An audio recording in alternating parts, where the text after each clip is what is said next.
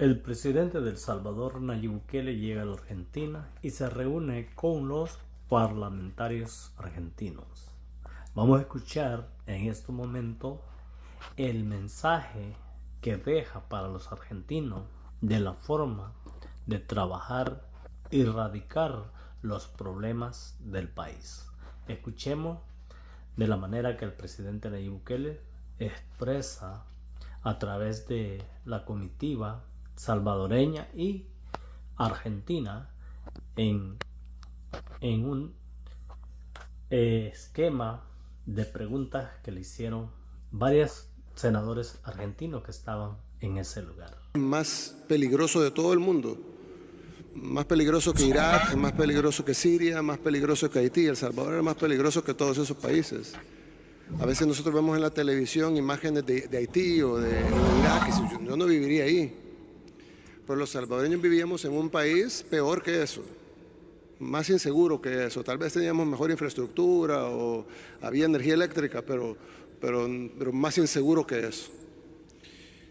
La tasa de homicidios en El Salvador era 103 homicidios por cada 100.000 habitantes. Solo para poner un comparativo, la tasa de Haití actualmente es de 50 homicidios por cada 100.000 habitantes. Era el doble de la tasa actual de Haití.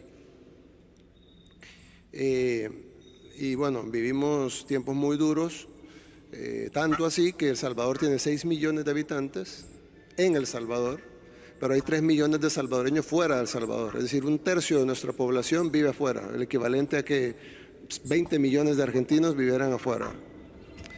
Y eso es por un éxodo que derivó de dos guerras. Una guerra civil que tuvimos en los 80s, que se firmó una supuesta paz en 1992, y esa supuesta paz derivó en la guerra social que terminó hace un poco gracias al trabajo de nuestro gabinete de seguridad, del cual aquí solo tenemos al ministro, no solo, pues tenemos al ministro de seguridad, pero pues falta otras personas que han sido claves para esto, como el ministro de la Defensa. Falleció nuestro director de la policía, quien ha sido un elemento importantísimo con la consecución de este gran logro, y otros elementos también, el fiscal, la asamblea ha sido clave. La asamblea legislativa es el equivalente al Congreso, digamos, ahí es unicameral. Y la verdad es que nosotros hicimos un plan. Desde que llegamos hicimos un plan de 7 fases para erradicar la inseguridad. El primer plan era tomar control de las cárceles, desplegar al ejército junto a la policía. El segundo plan fue llevar oportunidades a los jóvenes, invertir en las comunidades. La tercera fase del plan fue equipar con tecnología a las fuerzas de seguridad, darles todo lo necesario para poder luchar contra el crimen. La cuarta fase del plan fue duplicar el ejército para tener suficientes tropas para ir tras los criminales. La quinta parte del plan fue entrar en los territorios. Y bueno, estábamos en esa etapa cuando las pandillas lanzaron una contraofensiva y empezaron a matar casi a cualquiera que tenían a la par. En 3 días nos pusieron 82 homicidios en 3 días. Para una población de El Salvador, solo multiplíquenlo por 10, serían 820 homicidios en 3 días aquí en Argentina, el equivalente. Y entonces tuvimos que lanzar una total ofensiva contra las pandillas. No estábamos preparados al 100%, porque no habíamos llegado a las 7 fases, pero ya estábamos preparados un 80%. El problema era que el Estado tiene más responsabilidad que los delincuentes. Entonces nosotros habíamos identificado, no nuestro gobierno, gobiernos anteriores habían identificado que habían 70.000 pandilleros, más o menos. Y nosotros teníamos entonces 70.000 objetivos. Pero ellos no tenían únicamente de objetivos a las fuerzas de seguridad, sino que ellos podían atacar a la abuelita que iba pasando en la calle, al niño, a cualquiera. Incluso ellos podían matar a su abuelita y no iba a salir pandillero asesina a su abuela, sino que iba a salir mujer anciana de tercera edad, persona acribillada por pandillero. nosotros tenemos la obligación de proteger a su abuela también. Entonces nosotros teníamos 70.000 objetivos y ellos tenían 6 millones. Nosotros calculábamos que ellos podían emprender un contraataque, y si cada uno de los 70.000 miembros asesinaba a una persona, eso sería 70.000 homicidios. Algo hubiera sido... Si de cada 10 solo uno cumple la orden, eso hubiera sido 7.000 homicidios. Entonces tuvimos que actuar rápido, decidido, y darle todo el apoyo jurídico, las herramientas legales a la policía y al ejército para poder hacer su trabajo. Las herramientas generalmente están en las constituciones. No conozco la constitución argentina. En el caso de El Salvador teníamos el estado de excepción. Generalmente siempre hay provisiones para calamidades. Y pues se logró hacer. Tuvimos el apoyo de las Cortes, tuvimos el apoyo de la Fiscalía, que es un ente independiente del Ejecutivo, tuvimos el apoyo del Congreso, total, tuvimos el apoyo de la gente, tuvimos el apoyo de la policía también, porque se la estaban jugando. No solo ellos en su propia persona, sino que sus familias en las casas, que vivían en lugares controlados por pandilleros. Las pandillas controlaban ¿qué porcentaje del territorio, ministro? El 85% del territorio está controlado por las pandillas. Se pudiera imaginar, entonces el 85% de los policías de la familia de los policías vivían en territorios controlados por pandilleros. Tuvimos que tomar todo eso en cuenta. Los detalles serían muy largos, con gusto se los doy, pero se nos iría la tarde. Pero tuvimos que ir contra ellos. Lo que sí es importante, y lo que nosotros, cuando hay países que nos dicen, bueno, ¿qué podemos hacer nosotros para combatir nuestro fenómeno de delincuencia? Yo sé que el caso de Argentina no es ni por cerca de lo que vive El Salvador. De hecho, Argentina es un país bastante seguro comparado con Latinoamérica. En el estándar latinoamericano, Argentina es de los países más seguros. Lo que sucede es que, pues, todo es relativo, ¿verdad? Entonces, pues el crimen tiene ya un par de años de estar subiendo en provincias como el Rosario, por ejemplo. Entonces nosotros entendemos que ustedes tienen un problema que resolver, así no sea ni por cerca el problema que teníamos nosotros. Pero nosotros siempre le decimos a cada país, porque hemos platicado con varios que tienen problemas mucho más graves que el de ustedes, menores que el nuestro, y les decimos siempre, cada país es distinto, tiene distinta legislación, distinta estructura, distinto problema. Nosotros teníamos la bendición, lo hablábamos con la presidenta, teníamos la bendición de que muchos de los pandilleros se pusieron aquí Mara Salvatrucha, ¿no? Entonces era bien fácil identificarlos, ¿no? Algunos, no a todos, pero un buen porcentaje se ponían la pandilla en la cara, y los que no la tenían en la cara la tenían en el pecho. Entonces solo era, levántese la camisa, ¿verdad? Mara Salvatrucha. Entonces tuvimos la ventaja, pero cada país es distinto, cada fenómeno es distinto. Algunos tienen más que ver con el narcotráfico, otros tienen más que ver con fenómenos sociales, otros son una combinación, como el caso de Colombia, etcétera. Pero sí hay algo que nosotros nos dimos cuenta cuando lo hicimos, y luego ahora a posteriori, que es más fácil analizar hacia atrás, que no lo hubiéramos logrado si no hubiéramos tenido a todos los actores del país, a excepción de las pandillas, pues por supuesto, pero a todos los actores del país detrás del plan. Hasta los medios de comunicación, que son sumamente hostiles con nosotros, la mayoría, no todos, pero la mayoría, por lo menos las televisoras, se pusieron de nuestro lado, cuando habían sido sumamente hostiles. Pero es que creo que había sido tanto sufrimiento que cuando fuimos contra ese tema en específico, la gente dijo, no, es hora de que... Incluso recuerdo que organismos internacionales que empezaron al principio empezaron condenándonos, no oficialmente, pero sí como emitiendo condenas por la acción del Estado, que muy brutal o algo, cuando realmente no hubo una sola baja civil. No es cierto que fue una acción brutal, fue masivo, pero no brutal. Pero emitieron condenas y todo. Y fue clave eso, fue clave tener la unión de todos los sectores del país en decir, tenemos que hacer esto, porque nadie nos va a arreglar nuestros problemas. La gente puede colaborar, pero que van a arreglar nuestros problemas solo lo vamos a arreglar nosotros. Y requería toda esa unión de factores, incluso qué hubiera pasado si hubiéramos llevado a los primeros 1000 pandilleros arrestados y los hubieran dejado libres a los 3 días. Ya la policía dice, yo no voy a arrestar a nadie. Es decir, tener el apoyo completo de la sociedad fue clave para poder solventar el problema. Y ahora, visto hacia atrás, creo que, como le decimos a todos los países, independientemente de las realidades de cada país, que son distintas y cada plan pues debe ser ad hoc a su realidad, debe de contar con un apoyo consensuado de todos los sectores, porque si no, va a entrar por aquí y va a salir por allá, ¿verdad? Tiene que tener el apoyo hasta de los que manejan las prisiones, porque si no, de ahí mismo van a controlar el crimen. Es decir, tiene que ser una cosa totalmente integral. La senadora por la provincia de Santa Fe, que es cuya principal ciudad también es Rosario, quiere hacerle una pregunta. Buenas tardes, presidente. Gracias, presidente. La verdad que, bueno, como bien le decía la presidenta del Senado, Victoria Villarroel, yo soy de la provincia de Santa Fe, ciudad de Rosario, que tenemos un problema muy grave con el narcotráfico. Nosotros llegamos incluso a quintuplicar la tasa de homicidios de la media nacional.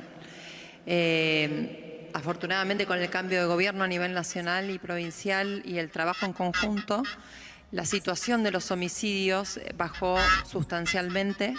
Me sentía muy identificada cuando recién usted decía que mataban a gente inocente, iban por la calle y mataban a un inocente para llamar la atención. Nosotros sufrimos exactamente lo mismo. Estuve charlando mucho con su ministro de Seguridad y Justicia respecto de lo que ustedes trabajaron, pero me gustaría hacerle una pregunta que tiene que ver con el territorio, ¿no? Con el tema del manejo del territorio y en específico de los jóvenes. Un problema que nosotros tenemos es que muchas veces los jóvenes tienen viviendo en el mismo barrio a un narcotraficante que tiene la mejor casa, los mejores autos, las mejores zapatillas, mejor teléfono. Y para conseguir eso, trabajando honestamente, muchas veces les lleva demasiado tiempo y parece muy tentador. ¿Cómo hicieron para atraerlos hacia a lo que corresponde? Gracias. Sí, gracias. La verdad es que la mayoría de estudiosos sobre el tema dicen que el gobierno debe de llegar con opciones. Dicen que el gobierno debe llegar con opciones de cultura, educación, salud, oportunidades de empleo. Nosotros, desde que estábamos en la alcaldía de la capital, que era, digamos, uno de los lugares más peligrosos, trabajamos en eso con la juventud. Pero nos dimos cuenta que realmente el diagnóstico está un poco errado, porque si bien es cierto, y nosotros lo aceptamos, y yo le he dicho esto públicamente, que el problema de El Salvador principalmente devino de las injusticias de la sociedad. Es decir, la mayoría de estos jóvenes se convirtieron en criminales porque la sociedad fue injusta con ellos. Muchos jóvenes no tenían familia, otros fueron reclutados a la fuerza en su momento, otros no tenían algo más que ver en su vida, solo que veían era eso, era el pandillero tiene más dinero, tiene vehículo, tiene, decir todo, ¿no? Dinero, la pasa bien, se viste bien, tiene novias, yo no conozco a nadie, etc. Pero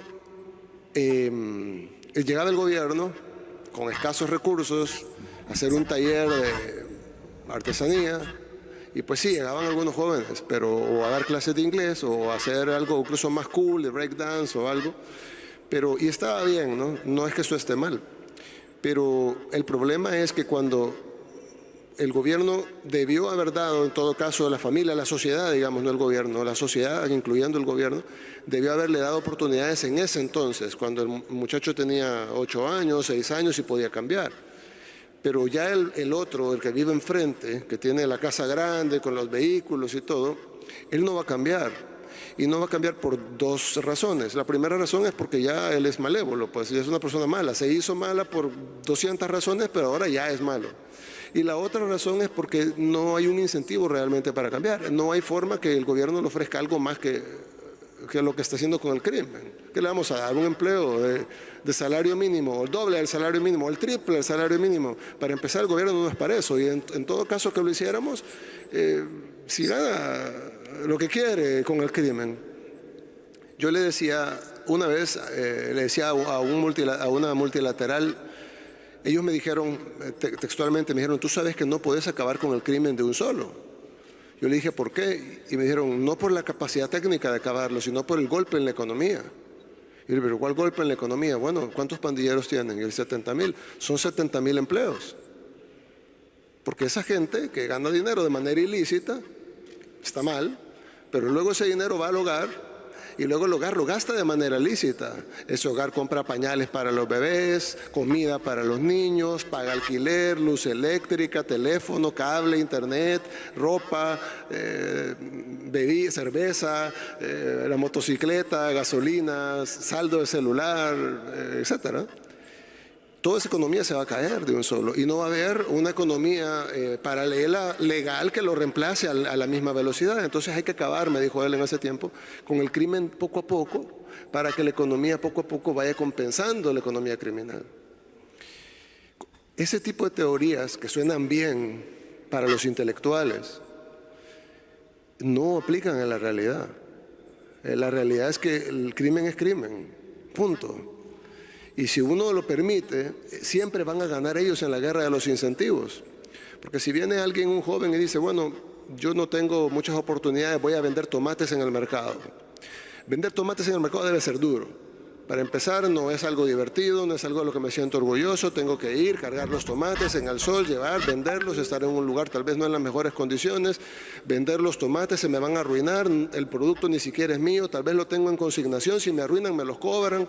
Al final logro vender y me logro ganar $5. Y luego voy camino a la casa, llega el pandillero y me dice, a ver mis $5.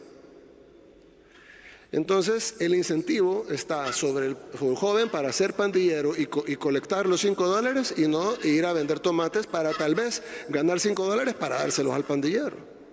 Entonces nunca se va a ganar la guerra de incentivos. Entonces nosotros entendimos a la fuerza y con golpes, que la única forma era ir tras el pandillero y arrestarlo. No para castigarlo, sino para sacarlo de la sociedad. Él tiene que estar fuera de la ecuación. Él no puede llegar a cobrar.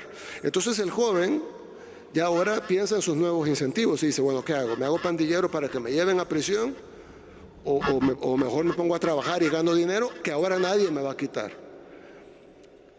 Entonces ahora ya puede conseguir novia además, porque ya la novia ya no es con el pandillero.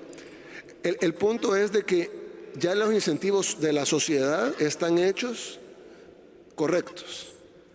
Y yo le decía a la persona de la multilateral, nosotros entendemos que vamos a pagar un costo económico por acabar con el crimen, pero yo le hice la analogía de un paciente con cáncer. Si a mí me dice, mire, usted tiene un cáncer grande, con metástasis y todo, pero es curable, pero necesitamos hacer varias cirugías, quimioterapia, radioterapia, inmunoterapia, y después usted va a salir mal, bien desmejorado, pero sano. Y luego usted puede ganar peso y volver a recuperarse. Yo escogería esa opción. Yo me someto a la cirugía, me someto a la quimioterapia, me someto a la radioterapia, me someto a la inmunoterapia, quedo mal, pero me recupero. A diferencia de decir, no, yo me voy a quedar así, yo me siento bien, no me siento tan mal, pero bueno, luego el cáncer me va a terminar llevando. Entonces nosotros aceptamos pagar el costo económico y nosotros calculábamos, no en la parte financiera, sino desde el gabinete de seguridad, que íbamos a tener un costo de un 10% del PIB. Sí, iba a caer nuestro PIB 10% por acabar con la delincuencia. Nuestro PIB no cayó 10%, subió 3.5%. Algunos dicen que la teoría de la multilateral estaba mal. Otros dicen que sí caímos 10, pero que también se compensó con lo bueno. Correcto. Entonces, yo creo que sí, el Estado y la sociedad y la familia y la comunidad tienen mucha responsabilidad sobre educar a los jóvenes para que no sean delincuentes en el futuro. Pero el que ya es delincuente, ya violó, ya mató, ya cortó 3 cabezas, primero es difícil que se vaya a reinsertar, y luego aún así se reinserte, pues yo no me la jugaría a dejarlo en la calle. Es decir, yo soy una persona creyente, creo que Dios puede perdonar a todos. Sé que si Él se arrepiente y pide perdón, va a ir al cielo como cualquier otro pecador. Pero eso le compete a Dios. Aquí en la tierra tiene que estar en prisión, porque lastimosamente ya le confiamos que anduviera en la calle y cortó 3 cabezas. No podemos validar que corte otra cabeza más. Tenemos que dejarlo en prisión y al final funcionó. Funcionó tanto para sacar a los criminales de prisión como para quitar el incentivo a los jóvenes de decir, yo no quiero hacer eso porque voy a terminar en prisión. Sí, senador Abdala por San Luis.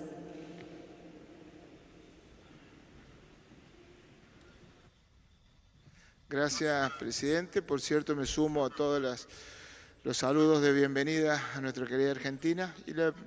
Es muy simple conocer, tanto en las pandillas, si los ciudadanos eran de El Salvador o tenían de origen extranjero, ya sean sus jefes o los soldaditos. Las pandillas iniciaron en Estados Unidos, pero lo que sucedió fue así. En los 80s tuvimos una guerra civil muy sangrienta entre un grupo guerrillero y el gobierno, básicamente un reflejo del conflicto este-oeste que había en el mundo. Y esa guerra que pues devastó El Salvador hizo que emigrara un gran sector de la población. Esa gente emigró y obviamente la mayoría de inmigrantes van sin nada y entonces se van a vivir a guetos, una especie de guetos en los Estados Unidos. Ahí en esos guetos, en ese tiempo, dominaban las mafias, las pandillas mexicanas. Ellos dominaban el territorio y pues las pandillas, los salvadoreños tenían que ir a solicitar a la mafia mexicana si podían también vender droga y pues hacer los mismos negocios, digamos, que hacía la mafia mexicana. Obviamente hubo pleitos naturales que hay entre distintos grupos sociales y los salvadoreños decidieron formar su propia pandilla. Luego ellos de formar su propia pandilla se pelearon entre ellos y se formaron 2 pandillas salvadoreñas, que es la Barrio 18, que es porque ellos controlaban la calle 18, y la Mara Salvatrucha, que en Estados Unidos se conoce como MS-13, porque ellos controlaban la calle 13, ¿verdad? Correcto. Controlaban la calle 13. Entonces de la 18 para allá vendes tú y de la 13 para allá vendo yo y los mexicanos en el otro lado. La pandilla empezó a crecer como una pandilla principalmente de salvadoreños, aunque se unieron de otros países, en Estados Unidos. En El Salvador no teníamos pandilleros, nosotros no sabíamos que era un pandillero. En los 90 el presidente Clinton inició un plan de deportación de delincuentes, lo cual tienen su derecho de deportarlos, por supuesto, de quien quiere tener delincuentes en su país, pero no le avisaron al gobierno salvadoreño, aquí le enviamos estos delincuentes para que ustedes los metan a prisión, sino que solo los subieron en aviones y los mandaron para El Salvador. Entonces en El Salvador empezaron a llegar estos muchachos que, digamos, se vestían digamos, un poco distinto, que se pudiera confundir con un rapero, pues no necesariamente tiene que ser un delincuente, era la moda en los 90s. Entonces, pues llegaban a las comunidades con ropa extrovertida, hablando inglés, con zapatos caros, etcétera, y entonces pues los jóvenes los veían como dioses, ¿no? Y entonces se empezaron a formar las pandillas en El Salvador. Cuando en El Salvador se empezó a ver el fenómeno, yo era un niño pues, pero lo recuerdo bien, cuando se empezó a ver el fenómeno de las pandillas, se empezó a ver más como un fenómeno como interesante, como miren, se están formando pandillas como las de Estados Unidos aquí en El Salvador. Tenían pleitos entre ellos, pero no terminaba en gran cosa. Sí, habían algunos asaltos y algo, pero se veía como algo pequeñito, pues como una pandilla juvenil ahí haciendo sus travesuras. En ese momento, justo a la par, será coincidencia o diseño, depende si queremos pensar en conspiración o simplemente las casualidades de la vida, empiezan a promoverse en Latinoamérica las leyes del menor infractor.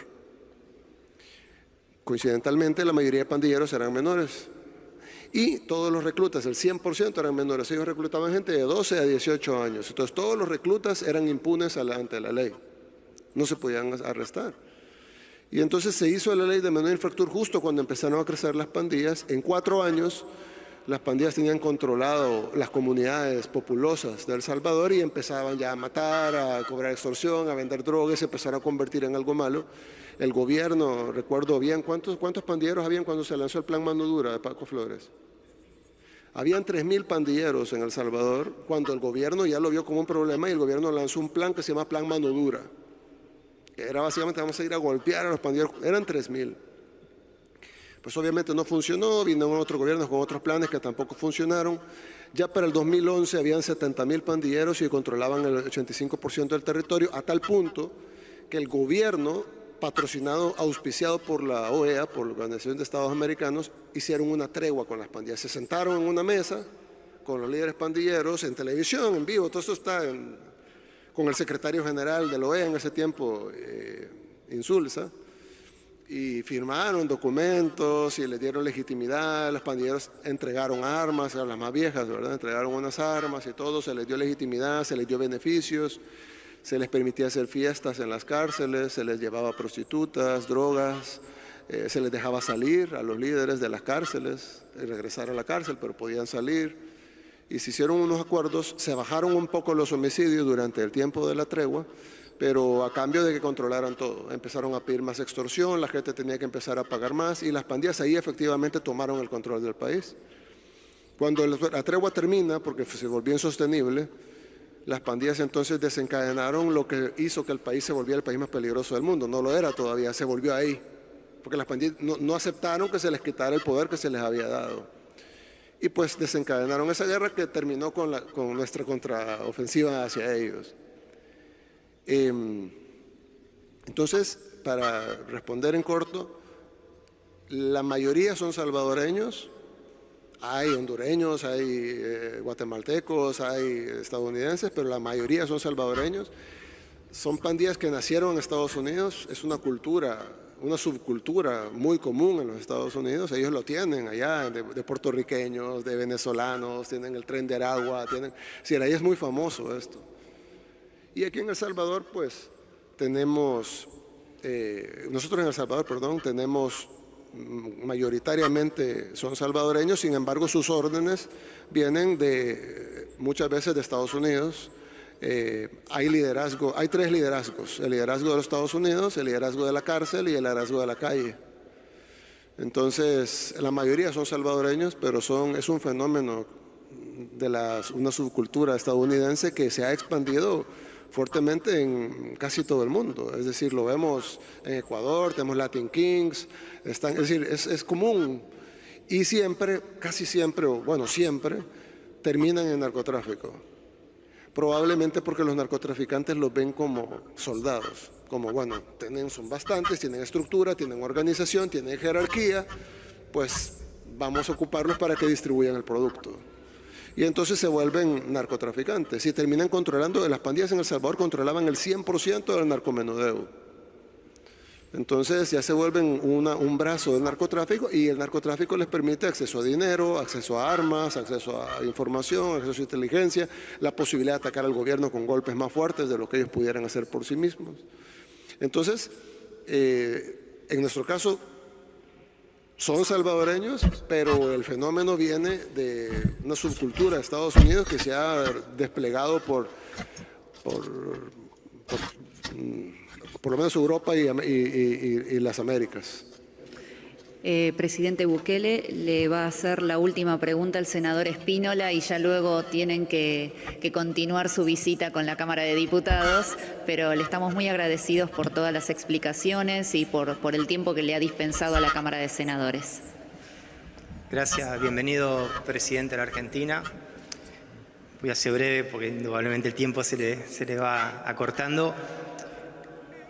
Usted habló de los incentivos, ¿no es cierto? Habló de su plan y sus etapas que tenía para poder concretar este objetivo, este problema que tenían de inseguridad que la sociedad reclamaba, y tuvo todo el apoyo. ¿Cuáles son los pasos siguientes que usted tiene como plan de gobierno? Logró ese objetivo que no era fácil y había que tomar la decisión y había que avanzar para terminar con el tema de las pandillas. Pero ahora viene otra etapa difícil, me imagino, ¿no? Tiene un incentivo que está claro, el los jóvenes no van a querer ser más pandilleros porque van a terminar presos. Es un incentivo que no lo tienen que hacer porque terminan presos. Pero falta el incentivo positivo, cómo se insertan, cómo avanza, cómo piensa en esta nueva etapa que tiene como presidente para que su país y esos sectores que todavía faltan insertarlo tengan el mejor camino para un mejor futuro. Gracias. Gracias. Sí, lanzamos la última fase del plan, que es la fase de inclusión, y efectivamente estamos trabajando no solo con los jóvenes, principalmente los jóvenes porque son el caldo de cultivo más fácil para los delincuentes, pero no solo los jóvenes, incluso estamos trabajando con la tercera edad, con las comunidades. Hicimos una nueva institución de gobierno que vela precisamente por la inclusión de las comunidades más afectadas, otroramente por la delincuencia, para que no vuelva a pasar y que en 20 años no venga otro gobierno y tenga que hacer otra ofensiva contra las nuevas pandillas o como se llamen en ese entonces. Entonces sí estamos tratando de prevenirlo. Hemos invertido mucho en educación, en salud. Ahorita nuestro enfoque principal en este periodo presidencial será la economía. Ya tenemos frutos muy fuertes en turismo, que obviamente deviene directo de la misma seguridad, pero el turismo se ha incrementado en 168%, cifras de la ONU. La construcción está sobre recalentada, todavía hay desempleo en muchas áreas, pero en la construcción no. En la construcción incluso tenemos que importar trabajadores de Honduras y de Nicaragua porque ya no hay albañiles, soldadores, trabajadores de la construcción salvadoreños, ya todos los que existen están contratados. No tenemos suficientes trabajadores en la agricultura, ya no hay desempleo en la agricultura, no hay desempleo en construcción, no hay desempleo en turismo, hay desempleo en todo lo demás, pero ya ahí vamos.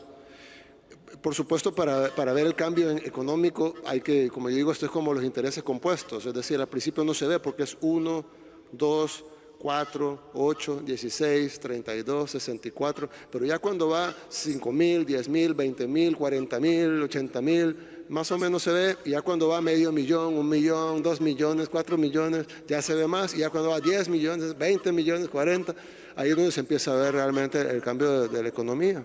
Y la economía pues trae todo lo demás, o trae, digamos, recursos para poder hacer mejores escuelas, mejores hospitales, mejor infraestructura pública que a la vez es productiva, porque pues una cosa es esa energía con la otra. Una calle sirve para ir a la escuela, sirve para ir a la playa, pero también sirve para ir al trabajo, ¿no? Entonces, ir reconstruyendo nuestro país, quitando las burocracias innecesarias, reduciendo la grasa del Estado, pero potenciando la inversión pública, tratando de dejar de gastar menos e invertir más. Y tratar de que el país en sí, porque obviamente los proyectos directos a la juventud funcionan, los hacemos, de hecho el mismo gobierno tiene proyectos de skate, de breakdance, de hip hop, de graffiti, de todo eso. Y tenemos un concierto en unos días, es decir, nosotros le apostamos mucho a la juventud, pero va a ser insuficiente. No hay forma que el gobierno tenga presupuesto para cambiar a una generación de jóvenes. La única forma de realmente cambiar todo es que la economía mejore. Una vez la economía mejore, entonces está el incentivo positivo. Bueno, voy a trabajar para hacer dinero, hacer un patrimonio, tener yo esa casa con los vehículos, pero de manera legal. Entonces, pues no, de la noche a la mañana no va a pasar, lo de la seguridad no fue de la noche a la mañana. Pero sí tenemos la confianza que vamos a lograr levantar la economía a la par, por supuesto, de no descuidar de que no solo sea la economía de unos pocos, sino que sea la economía de la mayoría, pues. Pero sí entendemos que tenemos que trabajar los incentivos inmediatos que podemos proveer y a la par lo principal, que es que la economía despegue para que el incentivo esté en toda la tabla, pues el incentivo esté en toda la cancha, que no haya un lugar donde el joven no pueda decir, por ejemplo, ahorita, si un joven es odontólogo, probablemente está desempleado, porque hay desempleo en odontología. Entonces, no es que se va a hacer delincuente, pues, pero necesitamos darle una oportunidad y poner los incentivos correctos. Entonces, sí estamos en el entendido que hemos quitado el incentivo negativo, pero nos falta construir el incentivo positivo. Lo estamos construyendo, no es que vamos a empezar, ya empezamos, pero nos falta todavía para salir y decir, ya construimos el incentivo positivo, nos falta mucho para eso. Muchísimas gracias, presidente Bukele, por toda la disertación y por todo el conocimiento que ha compartido con nosotros respecto de la experiencia de los últimos años de El Salvador. De nuestra parte, de parte del Senado de la República Argentina, es un gusto haber podido conversar con usted y con su delegación, y esperamos que los lazos que a partir de ahora serán a través de los grupos parlamentarios y del grupo de amistad parlamentario, podamos seguirlos desarrollando de manera de que esta sea un puntapié, de que sea un primer paso de una larga relación que tienen que continuar nuestras naciones. Nos encantaría, claro que sí, estamos contentos siempre hemos sido amigos, pero ahora somos más amigos y queremos que eso siga así y que cada vez podamos ir fortaleciendo nuestra relación. Y las puertas del Senado de la República Argentina están siempre abiertas para El Salvador. Muchas gracias. Nuestras puertas también están abiertas para ustedes. Gracias. Gracias.